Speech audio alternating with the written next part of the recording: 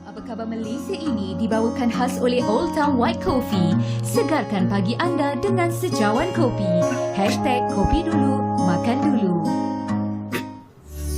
Senyum segar di pagi hari. Segala sentosa.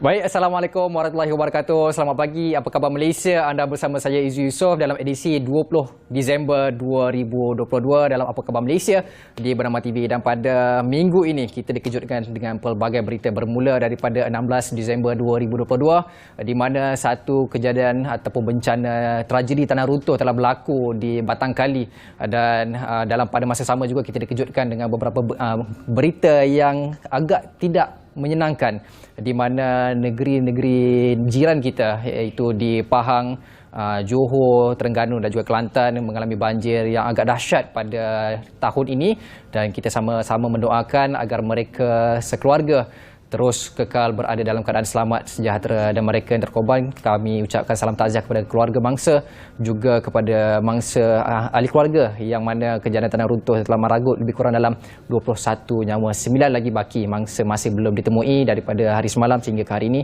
dan kerja-kerja mencari dan menyelamat masih lagi diteruskan. Apapun, saya ucapkan selamat menonton Apa Khabar Malaysia. Jangan lupa #kopi dulu, makan dulu. Dan sebentar lagi kita akan bersama dengan rakan tugas kita yang berada di lapangan untuk membawakan perkembangan terkini situasi di Batang Kali dan juga beberapa lokasi lain seperti Hospital Sungai Buloh untuk mengetahui apakah perkembangan terkini situasi bencana tanah runtuh di sana, dan juga kita akan cuba bawakan perkembangan berkenaan dengan kejadian banjir di Kelantan yang mana wartawan kita di sana juga telah bersedia pada bila-bila masa saja. Dan kita akan cuba bawakan perkembangannya dari semasa ke semasa di Bernama TV. Dan sekarang ini kita nak bersama dengan seorang lagi rakan tugas saya iaitu Saliha Azmi yang kini sudah bersedia untuk berkongsi apakah berita menarik di portal bernama.com. Saliha, apa cerita di sana? Hai, Izzu kembali bergandingan bersama dengan Izzu pagi ini. Saya Nur Saliha Azmi.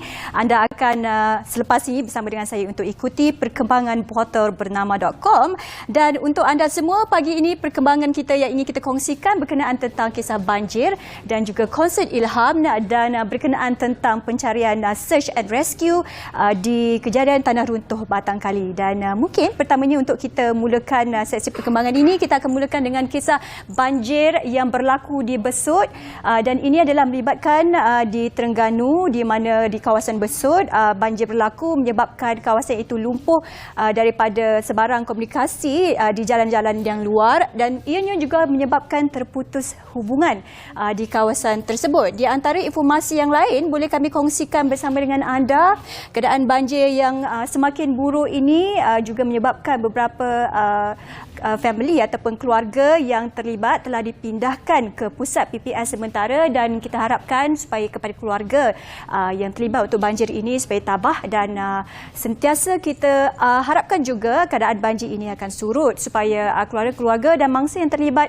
dapat dipindahkan ataupun kembali menjalani kehidupan yang normal selepas banjir ini yang berlaku. Dan walau bagaimanapun, kita tahu sekarang adalah cuaca monsun timur laut, dan Terengganu mencatatkan jumlah mangsa banjir yang agak tinggi selain Kelantan, dan juga kawasan Besut yang seperti kami kongsikan telah terputus hubungan akibat keadaan banjir ini.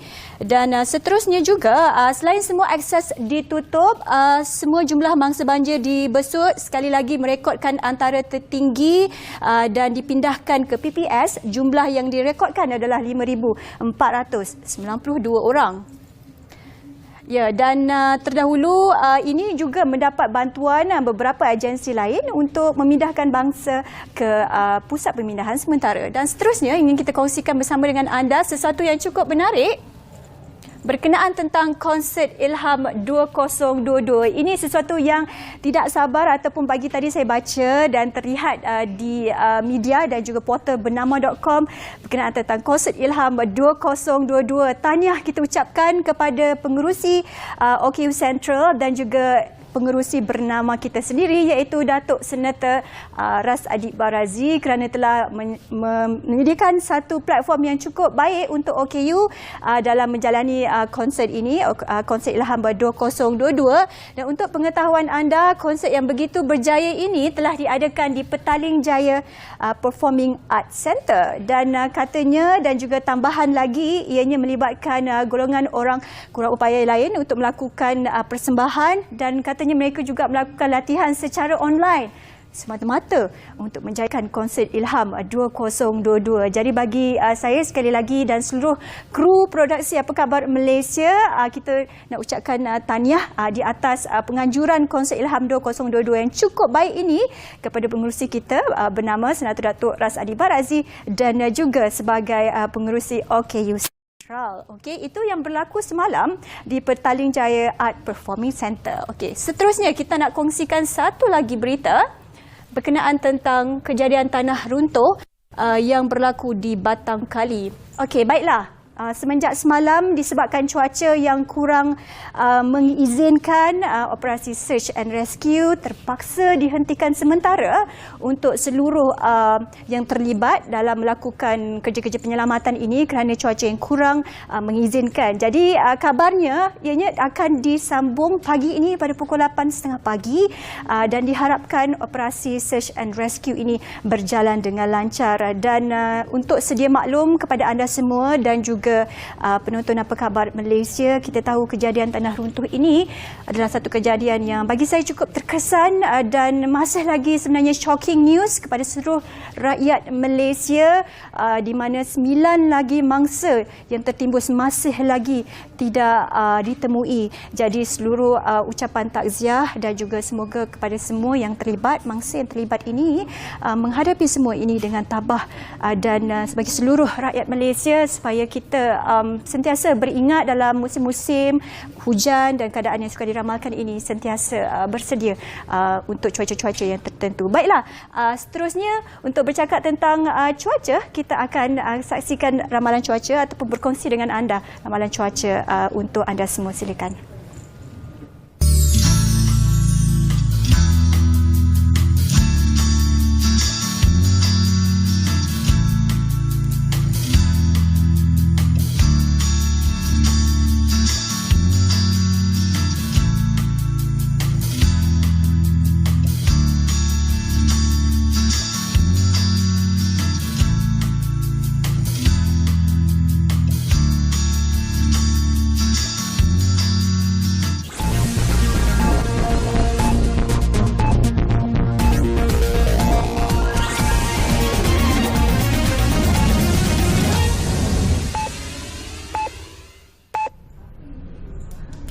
Salam hormat dan salam perpaduan, saya Pravina Tresingham dan dari berita dimulakan dengan perkembangan ini. Banjir yang melanda beberapa negeri semalam telah merekodkan 4 kematian yang melibatkan 3 wanita dan seorang kanak-kanak dalam kejadian berasingan di Kelantan. Insiden pertama yang meragut nyawa 3 beradik perempuan dilaporkan berlaku di Tumpat 11.30 pagi Isnin. Ketua Polis Kelantan, Datuk Muhammad Zaki Harun berkata, mangsa Nur Fatiah Muhammad Nazir, 27 tahun, Sakinah, 29 tahun dan Nurul Syazwani, 33 tahun dikatakan sedang berjalan kaki mengharungi banjir di hadapan rumah sebelum terkena renjatan elektrik dan meninggal dunia di tempat kejadian. Dalam kejadian berasingan, seorang kanak-kanak lelaki 1 tahun 3 bulan lemas di Kampung Gual Tok Deh, Rantau Panjang. Dalam pada itu, Tenaga Nasional Berhad dalam satu kenyataan menasihati orang ramai supaya tidak menghampiri atau menyentuh pepasangan elektrik yang ditenggelami banjir kerana dikuatiri berlaku kebocoran arus dan bekalan elektrik di kawasan terjejas banjir akan diputuskan sementara bagi tujuan keselamatan dengan penyambungan semula dilakukan sebaik ia selamat digunakan. Perdana Menteri memberi jaminan Malaysia akan kekal teguh dalam perjuangan menamatkan penderitaan berpanjangan rakyat Palestin. Datuk Seri Anwar Ibrahim menerusi satu hantaran di laman sosial beliau menegaskan bahawa itu merupakan komitmen Malaysia kepada Palestin sepanjang pentadbiran beliau. Menerusi catatan itu, Datuk Seri Anwar turut berkongsi video mengenai panggilan telefon yang beliau terima daripada Presiden Palestin Mahmud Abbas. Dalam perbualan telefon itu, beliau dan Mahmud mengulangi kesediaan memperkukuh hubungan dua hala Malaysia dan Palestin dalam pelbagai lapangan termasuk perdagangan, hubungan sesama rakyat serta pendidikan. Hadrat Rais, I will inshallah do my best. I will inform my cabinet of your kind remarks and your intention to enhance our bilateral relations in investment, trade, culture, education, and the relevant ministers will undertake this task to cooperate with your ministers, and inshallah we will see a clear, remarkable change in our relationship between both our countries. Datuk Seri Anwar juga menzahirkan simpati atas nasib yang menimpa rakyat Palestin dan menegaskan komitmen serta solidariti berterusan Malaysia terhadap perjuangan rakyat Palestin untuk membebaskan negara itu daripada cengkaman Zionis Israel. Seorang anggota Angkatan Pertahanan Awam Malaysia APM Selangor yang turut serta dalam operasi mencari dan menyelamat SAR mangsa kejadian tanah runtuh di Batangkali mengalami kecederaan dan kini sedang menerima rawatan. APM Selangor memaklumkan Prebet PA Arizvikli Fazikan Zakaria cedera ringan di bahagian lutut setelah terjatuh ke dalam tanah berselut. APM merupakan antara 5 agensi penyelamat terlibat dalam operasi SAR mangsa tanah runtuh di tapak perkhemahan Fathers Organic Farm selain Polis Diraja Malaysia, Angkatan Tentera Malaysia dan Pasukan Mencari dan Menyelamat Khas Malaysia SMART. Operasi SAR yang sudah memasuki hari ke-5 itu diketuai Jabatan Bomba dan Penyelamat Malaysia dengan sehingga kini 24 mangsa disahkan terkorban manakala 9 lagi masih hilang daripada keseluruhan 94 mangsa yang terlibat.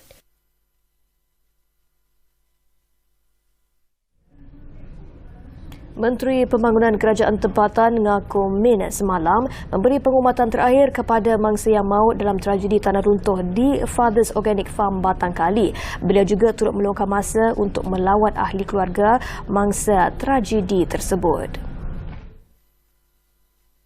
Beliau juga menzahirkan bahawa kerajaan komited dan tidak akan berputus asa untuk mencari 9 lagi yang masih hilang di tempat kejadian. Nga juga menyampaikan salam takziah Perdana Menteri kepada 6 keluarga mangsa itu dan memaklumkan kepada mereka Datuk Seri Anwar Ibrahim turut menzahirkan takziah sebagai tanda keprihatinan dalam sidang Parlimen semalam. Bencana tanah runtuh yang berlaku pada 2.42 pagi Jumaat lepas telah meragut 24 nyawa, manakala 61 terselamat dan 9 daripada 94 mangsa terlibat masih hilang. 3 pekerja pemasangan kabel telekomunikasi maut dalam lubang pembentung kabel bawah tanah semasa menjalankan kerja-kerja di Taman Sains Selangor 2 Cyberjaya petang semalam. Pengarah Jabatan Bomba dan Penyelamat Selangor, Datuk Nur Azam Kamis berkata, laporan awal mendapati 3 mangsa lelaki warga Indonesia berusia antara 30 hingga 42 tahun itu pengsan dalam lubang pembentung dengan kedalaman 5 meter ketika sedang menjalankan kerja pemasangan kabel. Ketiga-tiga mangsa yang dikeluarkan disahkan meninggal dunia oleh Pegawai Perubatan Kementerian Kesihatan. Semua mangsa terdiri daripada warga Indonesia dan mayat diserahkan kepada polis untuk dibawa ke Hospital Serdang bagi pemeriksaan lanjut. Dengan laporan itu, sekian dari Bilik Berita bersiaran bersama saya, Pravina Tresingham. Salam hormat dan salam perpaduan.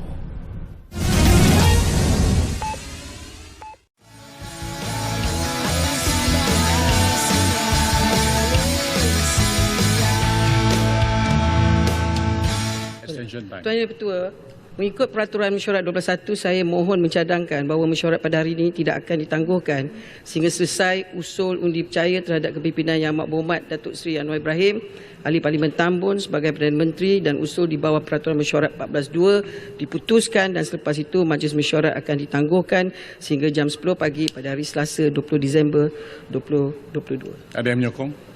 Tuan Ketua, saya menyokong. Terima kasih. Ahli yang berhormat, sekarang saya kemukakan masalah kepada majlis untuk diputuskan.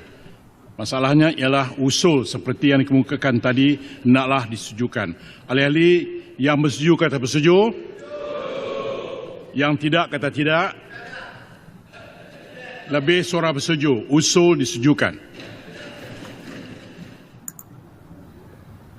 Baik, bertemu kembali dalam Apa Khabar Malaysia, dan itulah dia sedikit klip yang boleh kami kongsikan kepada anda situasi di mana semalam menjadi dua sebutan hangat yang diperkatakan di Dewan Rakyat. Yang pertama berkaitan dengan usul undi percaya Perdana Menteri ke-10 dan yang kedua pelantikan Speaker Dewan Rakyat. Dan pada semalam juga kita telah melihat di mana bekas ahli parlimen Sungai Petani iaitu Datuk Johari Abdul telah dipilih sebagai Speaker Dewan Rakyat menggantikan Speaker Dewan Rakyat sebelum ini iaitu Tan Sri Azhar Azizan Harun dengan memperoleh undi sebanyak 147 undi, menewaskan calon yang keduanya iaitu ahli parlimen Kangar Tan Sri Muhammad Razi Sheikh Ahmad yang memperoleh undi sebanyak 74 undi sahaja. Dan kita nak bercakap soal topik kita pada hari ini iaitu dinamik politik Malaysia pasca PRU15, dan bersama-sama dengan saya ketika ini di dalam talian iaitu Dr. Mujibu Abdul Muiz selaku penganalisis politik. Apa khabar Dr. Mujibu? Khabar baik Izu, selamat pagi. Terima kasih atas undangan pagi ini. Baik, terima kasih juga kita ucapkan kepada Doktor. Baik Doktor, kita tak nak melengahkan masa lagi. Kita nak terus kepada perbincangan kita berkaitan dengan dinamik politik Malaysia pasca PRU15 berkaitan dengan usul undi percaya Perdana Menteri di mana SD telah diusulkan kepada Yang di-Pertuan Agong Al-Sultan Abdullah Ri'atuddin Al-Mustafa Billah Shah, dan ada juga yang mempertikaikan perlunya ada keabsahan pengundian ataupun SD majority yang diberikan untuk mengabsahkan kedudukan Perdana Menteri itu. Jadi pandangan doktor, adakah itu satu keperluan sebenarnya untuk dibentangkan dalam Dewan Rakyat ini, memandangkan kita sudah ada keputusan daripada Agung dan kemudian perlu pula diabsahkan kedudukan Perdana Menteri di Dewan Rakyat. Pandangan doktor, adakah ia satu yang perlu dilakukan? Ya, secara umum mengetahui bahawa selepas pilihan raya umum ke-15 tidak ada mana-mana parti yang berhak untuk membentuk kerajaan kerana tidak ada majoriti mudah 112. Maka keperluan untuk gabungan dibentuk bagi memastikan kerajaan boleh ditubuhkan itu perlu. Dan kita tahu cerita di belakang bagaimana keperluan untuk majoriti itu akhirnya dapat dibentuk selepas perkenan tuanku yang telah menitahkan gabungan itu dibentuk. Dan selepas itu mungkin kita kata timbul isu bahawa tidak ada majoriti ini masih lagi dimainkan. Sebenarnya kalau diperhatikan ini mungkin satu prerogatif power Perdana Menteri dan juga keperluan secara moral untuk membolehkan majoriti Perdana Menteri di sebalik segala polemik yang dimainkan itu boleh disahkan di parlimen secara tuntas. Ya, jadi selepas ini tidak timbul isu lagi bahawa Perdana Menteri yang dilantik pada ketika ini itu tidak memiliki majoriti kerana bukan saja ia disahkan secara perlembagaan tetapi juga secara moralnya telah dibuktikan menerusi usul undi percaya yang dipersetujui secara suara semalam di parlimen. Jadi dalam hal ini saya rasa yang perlu adalah bagaimana kerajaan yang pada ketika ini dibentuk secara unprecedented menerusi pakatan dan gabungan blok-blok tertentu memperolehi majoriti yang kuat dan kukuh ini untuk bergerak ke hadapan, menumpukan kerja. Itu saya rasa yang penting. Tapi isunya sekarang adalah majoriti tidak lagi menjadi persoalan. Perdana Menteri sah berdasarkan perundangan dan juga secara moralnya juga telah dibuktikan, dan kita juga sudah ada precedented case. Maknanya selepas ini kalaulah timbul lagi isu-isu yang menyentuh tentang keabsahan mana-mana Perdana Menteri, maka Parlimen boleh mengadakan usul undi percaya seperti mana yang berlaku semalam bagi membolehkan pihak yang memerlukan kepada undi tersebut atau yang mengusulkan ataupun menolak ataupun tidak menyokong undi tersebut boleh membuktikannya di parlimen. Persetujuan, kalau kita melihat semalam dari pembangkang sendiri ada yang mempertikaikan tidak perlu untuk mengabsahkan kedudukan Perdana Menteri, usul undi percaya ini tidak perlu dibentangkan ataupun dibahaskan kerana kita sudah ada yang keputusan daripada Yang di-Pertuan Agong, sedangkan pada peringkat awal mereka juga yang mempertikaikan. Namun apabila diusulkan di peringkat parlimen, mereka pula yang mempertikaikan usul undi tidak percaya ini. Macam doktor kata, dari sudut sokongan moralnya dekat situ memberi satu keabsahan. Jadi macam mana kita nak merealisasikan ataupun nak telikan apa yang diperkatakan pada awal pelantikan Perdana Menteri, dan setelah usul itu dibawa di peringkat Dewan Rakyat lain pula katanya. Jadi pandangan doktor macam mana? Ya, ini barangkali paradoks ya, bagaimana satu ketika mereka mempertikaikan tentang keabsahan dan majoriti dan menyatakan bahawa mereka juga sebenarnya ada majoriti itu menerusi cara statutory declaration, ya, dan ketika usul undi percaya dibentang mereka tolak pula. Begitulah ironinya tindakan semalam itu. Walau bagaimanapun saya rasa jelas kalau pihak kerajaan tidak membawa usul tersebut pun tidak ada masalah, memandangkan penyataan-penyataan lain itu juga mungkin secara implisit telah mengabsahkan kedudukan Perdana Menteri itu sah dan diterima dari sudut perundangan. Satu, bila angka sumpah itu sendiri telah mengesahkan bahawa Perdana Menteri mendapat majoriti, dan ada MOU secara bertulis di kalangan parti-parti yang membentuk kerajaan mengesahkan bahawa keseluruhan blok yang bersama itu bersetuju mengangkat Perdana Menteri. Jadi mungkin apa yang berlaku semalam ini dibawa oleh kerajaan bagi secara moral mengesahkan sahaja, ya, walaupun pembangkang berpolemik mengatakan bahawa usul itu tidak perlu, tetapi secara tuntasnya mungkin ini satu keperluan bagi menamatkan semua pertikaian, ya, once for all, bahawa jelas Perdana Menteri bukan saja memiliki sokongan secara de facto, tetapi juga secara de jure dan boleh disahkan di parlimen itu, di Dewan Rakyat semalam, secara suara yang menyatakan bahawa memang Perdana Menteri memiliki majoriti yang sah, dan ini tidak perlu dipolemikkan. Tetapi dari sudut hikmahnya pula mungkin kita kata ini menjadi satu precedented case, memandangkan kita sudah ada cara untuk mengesahkan bagi membolehkan usul ini dibawa. Walaupun sebenarnya ini menjadi amalan yang berlaku sebelumnya. Kita tengok dulu di Perak berlaku, di negeri-negeri lain juga berlaku, sehingga membawa kepada penyelesaian dan pertikaian yang cara lain lah. Ataupun kalau kita ambil pada amalan-amalan negara maju di New Zealand contohnya, kan, bagaimana Perdana Menteri Jacinda Ardern itu juga melakukan usul undi percaya pada kerajaannya selepas pakatan politik beliau disebabkan tiada majoriti itu membentuk kerajaan. Jadi saya rasa dalam hal ini adalah satu tindakan yang barangkali to complete each other, ya, bagi memastikan semua perkara-perkara yang boleh menjadi pertikaian terhadap majoriti itu telah pun diselesaikan. Jadi to complete each other tu seperti mana MOU, proses angkat sumpah, ya, bagi memastikan semua orang boleh move on. Kerajaan boleh move on dan juga pihak pembangkang juga boleh move on. Jelas pengajarannya adalah pada ketika ini dinamika politik kita begitu anjal. Ya, siapa-siapa juga boleh berpeluang untuk menjadi kerajaan dan juga mungkin boleh kembali menjadi pembangkang disebabkan pengundi kita yang begitu taktikal. Jadi pada isu ini saya rasa yang paling baik, ya, kita telah menyelesaikan isu majoriti, maka bagi kesemua pihak adalah perlu untuk memastikan masing-masing konsentrate dengan kerja masing-masing dan melakukan tugasan itu dengan baik, dengan berkesan.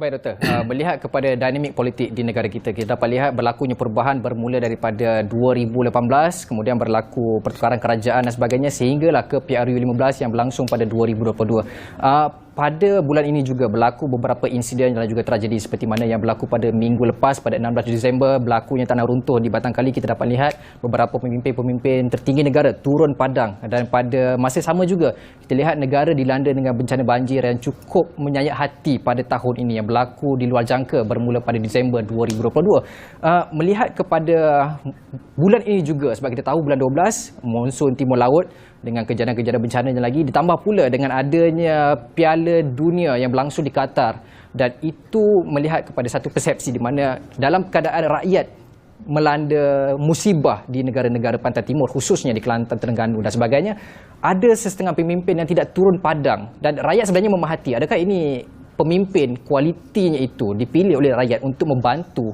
bukan sahaja membela nasib rakyat, tetapi mereka menggunakan duit untuk hanya bersenang lenang tapi tidak membantu. Adakah itu satu persepsi yang harus ditukar kepada pemimpin-pemimpin yang ingin dipilih pada masa hadapan, pandangan doktor? Ini satu masalah yang saya rasa never ending, ya, memandangkan kita berada pada situasi yang mencabar. Walau bagaimanapun situasi mencabar ini adalah sesuatu yang dianggap rutin pada setiap musim. Ya, maka dalam hal ini sebagai seorang pemimpin mungkin dia perlu kepada kecaknaan. Tetapi dalam masa yang sama, struktur kita yang menyatakan ada kawalan dan juga ruang kuasa pihak-pihak tertentu dalam pengurusan bencana ini perlu difahami. Bagaimana juga ia perlu mendapat sinergi yang baik di antara kepimpinan di peringkat lokal, di peringkat negeri dan juga di peringkat pusat. Ya, kerana di peringkat lokal inilah yang memahami selok-belok kawasan dan juga keseluruhan pengurusan bencana yang boleh disokong dan dibantu serta diperkuatkan dengan jentera negeri, dan sudah tentulah bantuan sepenuhnya daripada persekutuan. Jadi dalam konteks ini saya rasa semua pihak harus main peranan dan tidak boleh lari daripada tanggungjawab, memandangkan tanggungjawab itu sebahagian daripada bidang kerja yang telah diberikan dan diamanahkan kepada kepimpinan. Key point dekat situ, tanggungjawab yang diberikan merupakan satu amanah yang perlu digalas dalam menjalani cabaran. Baik, apapun terima kasih kita ucapkan kepada Dr. Mujibur Abdul Muiz. Sebenarnya kita banyak lagi nak bercakap doktor, tapi disebabkan kekangan masa kita bercakap soal dinamik politik pasca PRU15, insyaAllah kita akan cuba bawakan topik ini dalam perbincangan yang lebih lanjut. Apapun terima kasih sekali lagi, minta maaf kita sangat-sangat kekangan masa. InsyaAllah doktor, terima kasih sekali lagi. Saya rasa bersalah pula dengan doktor sebab banyak lagi sebenarnya kita nak bincangkan ni, banyak lagi soalan-soalan yang saya simpan sebenarnya, tapi apakah terdaya kita nak teruskan dengan sesi yang seterusnya dengan tetamu kita yang berada di studio. Tapi sebelum tu kita nak berehat seketika, kita jangan ke mana-mana.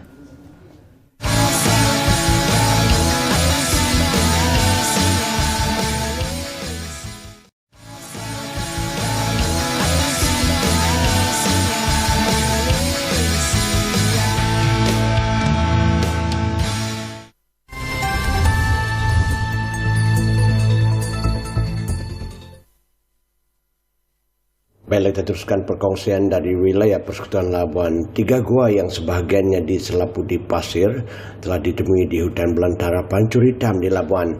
Penemuan yang boleh mendedahkan lebih lanjut tentang siapa yang mungkin pernah menjadikannya tempat persembunyian pada masa lalu. Memandangkan gua-gua tersebut telah wujud sejak Perang Dunia Kedua, askar Jepun yang terkorban berkemungkinan telah pernah menggunakan gua-gua tersebut sebagai tempat persembunyian. Penemuan itu dibuat oleh pasukan eksplorasi MTB Park yang ketika itu menjalankan pengenalpastian susur denai pendakian baru untuk peminat mendaki pada Jun 2021. Dan selama setahun lebih kami rahsiakan penemuan ini oleh kerana disebabkan kami tidak mahu gua ini dirosakan ataupun sebagainya. Melihat bentuk dan sedimen gua-gua itu, ianya berpotensi untuk dijadikan warisan negara. Semasa pasukan MTB Park melakukan penerokaan ke atas gua-gua itu, sejak beberapa bulan lalu mereka menemui kawasan berongga, air terjun dan tumbuhan bulu yang jarang ditemukan berhampiran gua-gua itu. Selepas masuk dan mendaki melalui gua pertama, didapati ianya adalah berukuran kira-kira 80 kaki atau 24 meter panjang dan 40 kaki atau 12 meter tinggi. Ketiga-tiga gua itu adalah kini menjadi rumah kepada ribuan kelawar tergantung di siling gua, dan apabila memasuki gua berkenaan, explorer perlu melalui jarak beberapa kaki takungan air. Ketua Kampung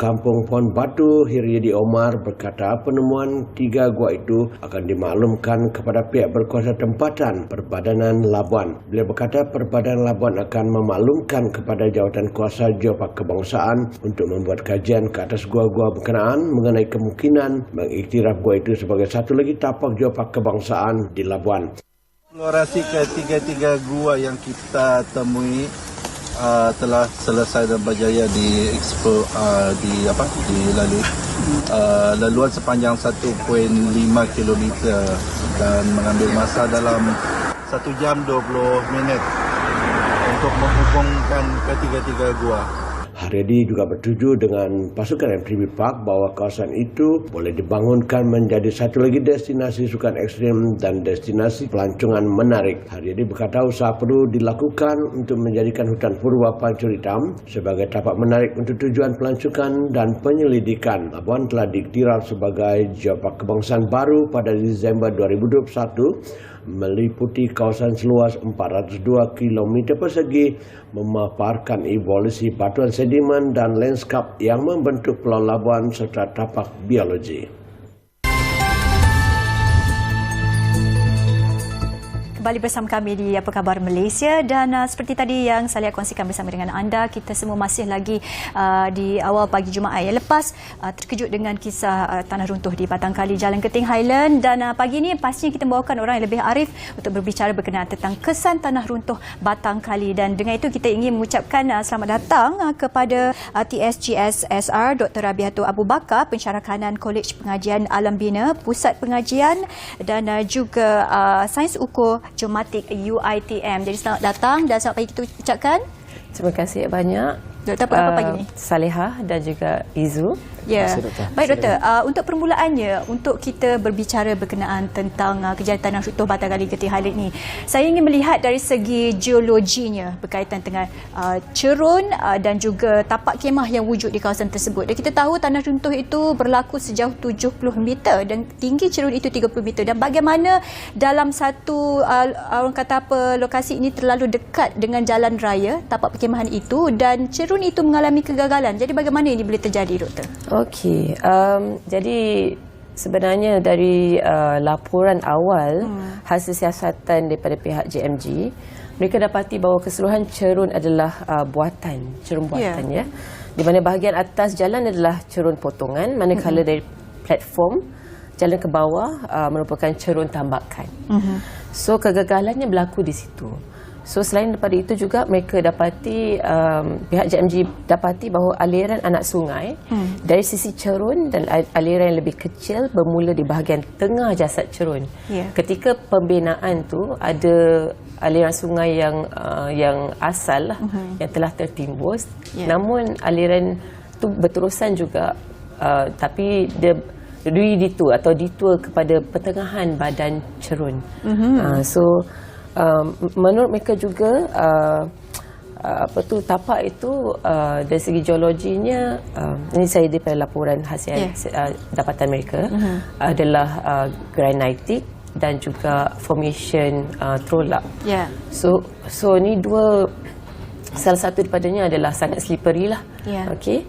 So selain daripada itu adalah JMG dengan kerjasama pihak JUPEM telah mengenal pasti lokasi di situ dari segi lapisan tanahnya melalui DTM untuk mengenal pasti keadaan tepuan air di tanah dan sebagainya lah. Baik doktor, menyebut berkaitan dengan tanah runtuh yang berlaku, macam doktor kata tadi, ada laluan sungai yang dialihkan laluannya seperti hari pertama kejadian pada 16 Disember. Menteri Alam Sekitar ada memaklumkan bahawa pada hari kejadian dan sebelum-sebelum itu tidak berlaku hujan. Akan tetapi apabila melihat kepada keadaan tanah 16 dan 17 dan saya sendiri berada di lokasi yang mana berlakunya lumpur yang menyukarkan kerja-kerja operasi mencari dan menyelamat. Jadi persoalannya, adakah pengubahan laluan sungai yang dialihkan laluannya itu sedikit sebanyak menyumbang kepada berlakunya tanah runtuh di Batang Kali itu, Doktor? Sebenarnya kita perlu melihat kepada pengamatan hujan. Okay. Hujan berlaku di kawasan itu disebabkan oleh monsoon period pun lebih daripada 14 hari. Okay, lama berlakunya hujan. Mungkin ketika kejadian tidak berlaku hujan, Tetapi hari-hari sebelum tu, jadi disebabkan oleh laluan air, what you call drainage pattern, kawasan itu perlu sebenarnya kajian adalah sesuatu benda amat penting, perlu dilakukan di tapak perkhemahan tersebut sebelum nak further dengan pembinaan ke ataupun pengusahaan sebenarnya. Maka di sinilah datangnya pentingnya kita harus melibat samakan ataupun jabatan-jabatan kerajaan seperti JKR dan juga JMG, nasihat pada mereka dan mengikuti SOP-SOP yang telah disenaraikan untuk diikuti untuk pengusahaan di tanah tinggi. Begitu.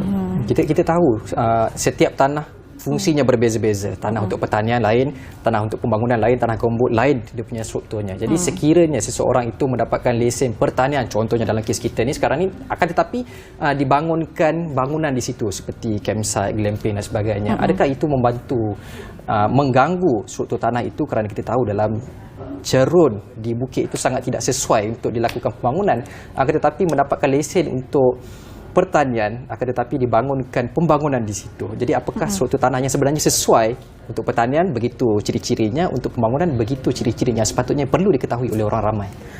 Okey, bagi saya di sini kita perlulah tengok dari segi tanggungjawab lah, tanggungjawab operator-operator yang mengusahakan tanah-tanah untuk perkhemahan ini.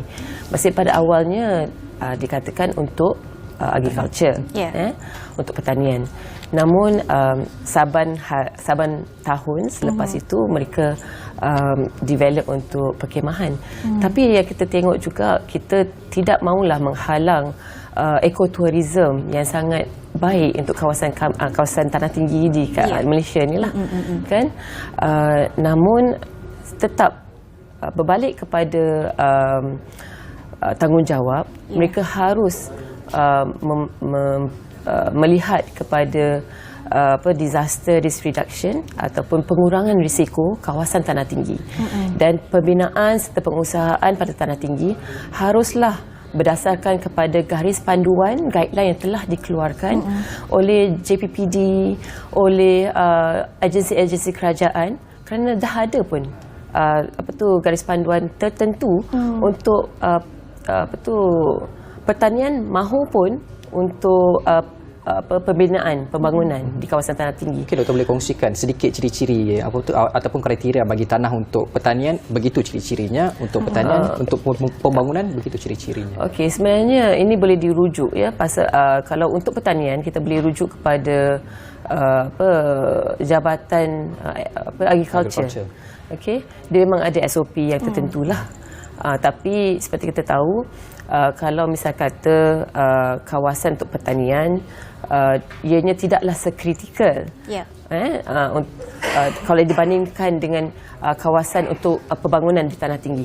Pasal risiko untuk pembangunan melibatkan infrastruktur dan juga nyawa.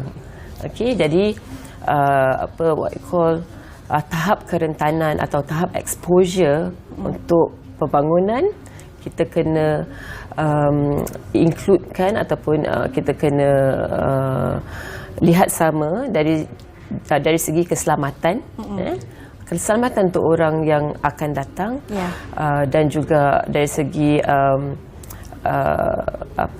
kena mengenali kawasan. Okey, apakah risiko-risiko yang boleh apakah risiko-risiko yang boleh berlaku di kawasan itu, seperti tanah runtuh ataupun kepala air ataupun aliran puing. Pasal kawasan tapak perkhemahan tersebut terdapat juga sungai, terdapat juga di cerun yang pada dasarnya kita lihat cerun ini nampak tiada tanda dari segi report, tetapi mungkin tanda itu tidak kelihatan untuk mata kasar orang ramai. Namun dari segi kerana itulah pihak-pihak ataupun operator tapak ataupun operator agriculture perlu investlah sedikit untuk buat kajian kawasan tapak berkenaan risiko yang terdapat di kawasan itu. Begitulah Encik Izu. Baik Doktor, berkenaan tentang kejadian tanah runtuh Batanghali Genting Highland ini, dan kita tahu dan juga buat semua penonton perkabaran Malaysia, duka dan juga kesan di dalam hati semua orang masih lagi terkejut dengan berita ini, dan mungkin kita nak bertanyakan sudut pandang Doktor dan apa mungkin kesan yang akan kekal dalam hati seluruh rakyat Malaysia berkenaan tentang kejadian tanah runtuh ini, dan yang paling penting usaha yang boleh kita berikan bantuan bukan sahaja kepada mangsa-mangsa dan keluarga yang terlibat, tetapi usaha berterusan untuk seluruh rakyat Malaysia supaya sentiasa bersiap siaga, dan orang kata apa, nak lakukan aktiviti apa-apa pun berfikir dahulu dan melihat cuaca serta sebagainya. Doktor, ya, sudah tentu. Macam misal sekarang ni kita berada di dalam MTL kan. Kita dah tahu pada hujung tahun, kebetulan juga pada itulah musim cuti sekolah kan. Jadi tentu ada tempat-tempat yang tidak begitu, yang risiko yang tinggi kalau kita pergi. Misal kata sudah tentu MTL, dan adakah pantai tempat yang sesuai untuk kita pergi untuk bawa anak-anak ke sana. Kita sebagai masyarakat dan juga sebagai ibu bapa di semua peringkat lah, kerana bencana atau what you call disaster is everyone's business. Semua orang perlu cakna pasal berkenaan dengan disaster risk reduction, dan juga mereka perlu bersiap siaga seperti tadi yang Salihah cakapkan. Memang kesiapsiagaan perlu diperkukuhkan dari segi semua lapisan masyarakat, daripada atas dan juga daripada kita masyarakat yang berada di sinilah. Kesedaran dari segi kesesuaian lokasi yang kita nak bawa untuk beriadah amat penting. Jadi tiada nak kata macam mana, memang takziah kepada mereka yang kehilangan, dari segi psikologi, dari segi future kan. Namun terus bersikap positif. Kita perlu mengadakan mungkin intervensi daripada kerajaan sendiri, daripada NGO. Memang sebenarnya memang dah ada. Kita ada pihak-pihak NGO yang pergi kepada pemulihan psikologi ahli keluarga, yang tetapi benda ni perlu berterusan. Perlu berterusan agar keluarga tersebut terbantu, dan mereka yang mangsa yang terselamat juga, mereka juga akan menghadapi trauma. So macam mana bantuan kepada mereka? Memang perlukan intervensi daripada pihak-pihak yang lebih profesional lah. Maknanya kesedaran dan juga keprihatinan terhadap apa yang berlaku di keadaan sekeliling kita memainkan peranan penting terhadap masyarakat untuk merancang di masa depan, Doktor. Baik, kita nak berehat seketika, Doktor dan juga Salihah. Kita kembali selepas ini bercakap soal kesan tanah runtuh Batanghali selepas ini. Kembali selepas ini.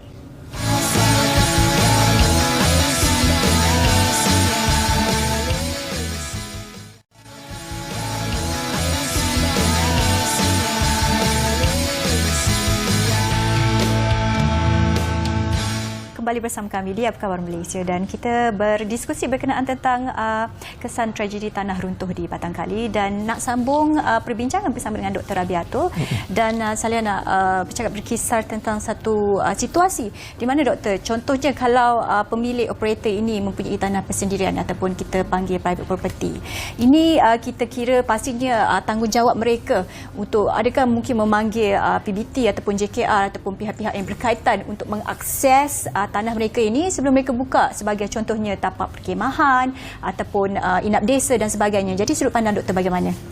Okey, sudah tentunya.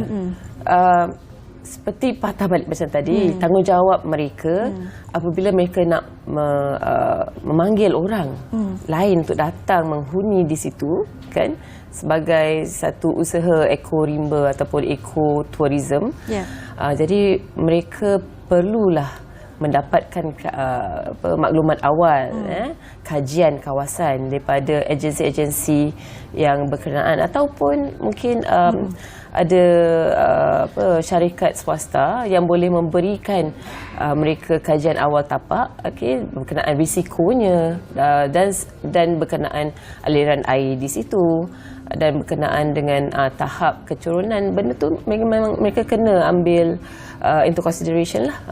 Tanggungjawab sendiri pemilik tu harta. Memang tanggungjawab mereka, ya betul. Baik Doktor, satu teknologi baru yang digunakan oleh NADMA iaitu GPR, Ground Penetrating Radar, yang mana kalau melihat kepada laporan media maklumkan bahawa itu merupakan pertama kali teknologi itu digunakan dalam bencana. Jadi pandangan Doktor, adakah penggunaan GPR ini boleh membantu sebenarnya sedikit sebanyak usaha mencari dan menyelamat baki mangsa dalam yang tertimbus di bawah tanah tu? Okey, kita faham, ya itu tadi pagi pun kita tengok laporan mereka ada jumpa 5 poin kan, 5 poin yang meminta tanda ada something lah kat bawah tu. Namun daripada GPR pada asalnya digunakan untuk construction, untuk kita kenal pasti pipeline yang ada di dasar, ya.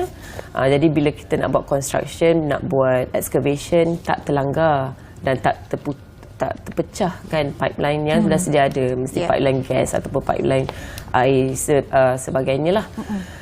Tapi di sini dengan inisiatif NADMA, mereka mencuba menggunakan GPR pada tanah lembap dan basah. Yang pentingnya di sini adalah interpretasi. Adakah kita mempunyai kepakaran untuk menginterpretasi wavelength yang kita dapat balik daripada ground penetrating radar tersebut. Namun usaha ni adalah sangat saya sukailah, kerana saya juga daripada geomatic punya background, kami banyak menggunakan what you call tools, ataupun teknologi-teknologi terkini untuk mengenal pasti benda-benda, untuk mencerap ataupun membuat observation lah pada site lah. Jadi kita tengok bagaimana progresnya. Mungkin ada satu benda yang baru. Namun mungkin pernah ada satu kajian mungkin berkenaan GPR diguna di kawasan perkuburan, tapi mungkin kena cek balik lah. Tapi tak apa, itu kita akan cuba bawakan perkembangannya, apakah hasil penggunaan teknologi GPR ni. Baik Doktor, melihat kepada sebagai orang awam sendiri, kita macam mana kita nak tahu sesuatu kawasan perkemahan khususnya, kita nak tahu ia sesuai sebenarnya untuk kita pergi riadah di situ. Sebab kita tahu kawasan glamping, kawasan perkemahan sebagainya, ada yang letak di atas kawasan pergunungan, ada yang letak di tepi sungai, ada yang letak di tepi pantai. Jadi macam mana kita nak tahu sesuatu kawasan tu, tanah tu sesuai sebenarnya untuk aktiviti riadah dan pelancongan? Okey. Jadi di sini anjuran saya adalah timing is also important. Ketika musim hujan, hujan berterusan 3 hari, 4 hari, 5 hari misal kata, kemudian kita pergi pada hari yang tiada hujan, kita rasa safe, tapi dia telah hujan selama 3 ke 5 hari sebelumnya, maka di situ kita perlu kita perlu lebih berwaspada dengan situasi, keadaan dan lokasi yang kita nak pergi, yang kita nak kunjungi. Dari segi nasihat saya, kalau boleh memang elakkanlah kawasan-kawasan yang berisiko tinggi. Buat masa ni ketika berlakunya hujan yang sangat ekstrim dan lebat disebabkan oleh climate change, ekstrim of hujan pun kita dapat rasa impaknya.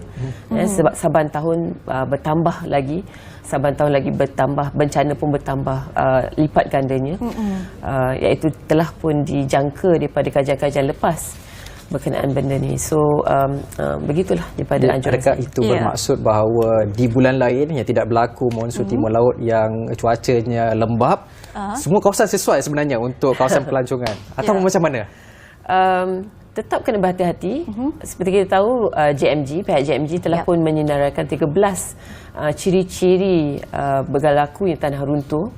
So, ciri-ciri awal untuk mengenali tanah runtuh. So, kita perlu educate ourselves. Kita perlu bijaksana untuk membuat pilihan. Decision making is very important dalam mengenal pasti keselamatan untuk diri sendiri dan keluarga. Ya, baik doktor. Media juga melaporkan di seluruh Semenanjung telah terdapat kes lebih daripada 250 kes tanah runtuh, dan ini saya kira informasi yang kita semua dah lama ketahui, dan bila melibatkan kes tanah runtuh Batang kali ini dalam masa sejam 30 minit, kurang 30 minit, semua tapak kemah ini terkena 2 runtuhan. Jadi mungkin berkenaan tentang kita kira sebagai tanda-tanda awal dan informasi ini, bagaimana informasi ini sepatutnya kita boleh akses, mungkin ada website ataupun informasi yang kita boleh dapati sebelum kita pergi ke mana-mana untuk melakukan aktiviti luar, contohnya doktor. Okey. Beberapa jabatan yang dah sedia seperti JKR dan juga JMG dan juga JPS, agensi-agensi ini telah pun menghasilkan beberapa peta hazard and risk, bergantung pada mereka punya misalnya kata macam JPS mereka ada untuk flood, dan juga JMG mereka ada untuk landslide, tanah runtuh.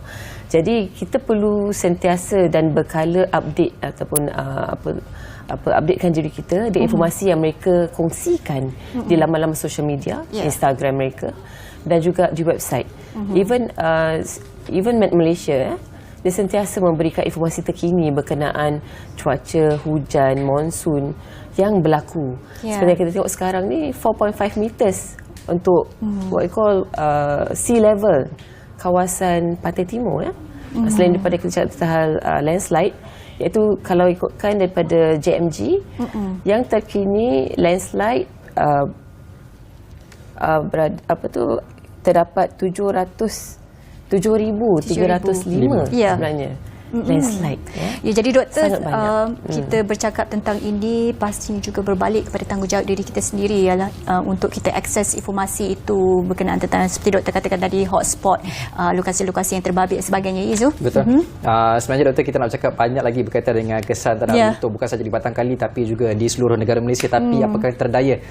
2 sesi bersama dengan doktor pun masih tidak cukup. Tapi apapun, terima kasih kita ucapkan kepada Dr. Rabiatul Abu Bakar selaku pensyarah kanan Kolej Pengajian Alam Bina Pusat Pengajaran Sains Hukum dan Geometri UiTM atas kesudian bersama dengan kita bercakap soal tanah runtuh Batang Kali, akibat dan kesannya. Jadi terima kasih kita juga ucapkan kepada anda yang setia bersama dengan kita untuk jam 9 hingga ke 10 pagi ini. InsyaAllah kita akan teruskan lagi dengan sesi yang seterusnya. Pada jam sebentar saja lagi kita akan melihat persidangan Dewan Rakyat untuk hari kedua. Jadi untuk itu saja yang dapat saya kongsikan. Saya Izu Yusof. Saya Nur Salia Azmi. Teruskan kesian anda bersama dengan Bernama TV. Assalamualaikum.